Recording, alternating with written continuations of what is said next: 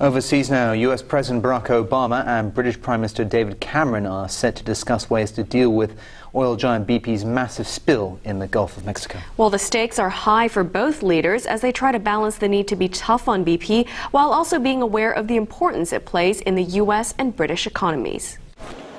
The Gulf shores of the U.S. aren't looking good 53 days after the worst oil spill in history.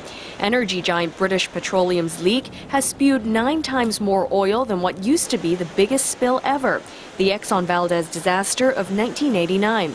And now BP is looking at up to $11 billion in fines to the U.S. government, on top of the $14 billion in damages it has already pledged to the people affected.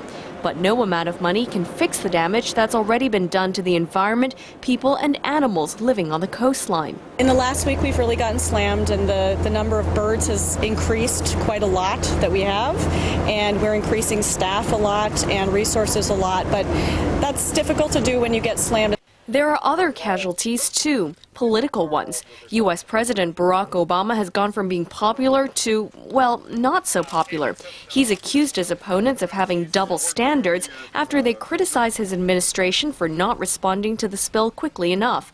Obama says they first criticized him for overregulation when he wanted to spend money on preventing these kinds of disasters before the spill. Then when it actually happened, Obama's critics claimed he wasn't doing enough to fix the leak and deal with BP. Those who work for Obama say he's doing all he can. I think everybody thought it was an appropriate time to sit down and talk about the issues, and that's what we're going to do. Another leader who may take a hit because of the disaster is British Prime Minister David Cameron. As him and Obama talk on the telephone about how to deal with a London-based oil giant, both of them are trying to appear tough with voters in mind. BP has already bowed to U.S. pressure to suspend its dividend payout to shareholders.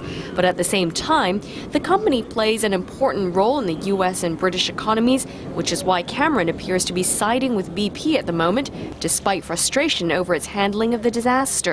The British government has come out and made some supportive statements. British business has come out, the organisations that represent British business and certain leading British business people have come out to voice support for BP and to call on the administration in the US to show a more or less hostile and emotional tone. All this has, I think, reassured investors that the administration there won't perhaps go and thrash BP to within an inch of its life. There does appear to be a silver lining to the crisis, though. Previous estimates by BP that more oil could be leaked after a pipe was cut to install a cap for containing the spill appear not to be true. Hopefully not the first and last bit of good news for all those whose lives have been affected.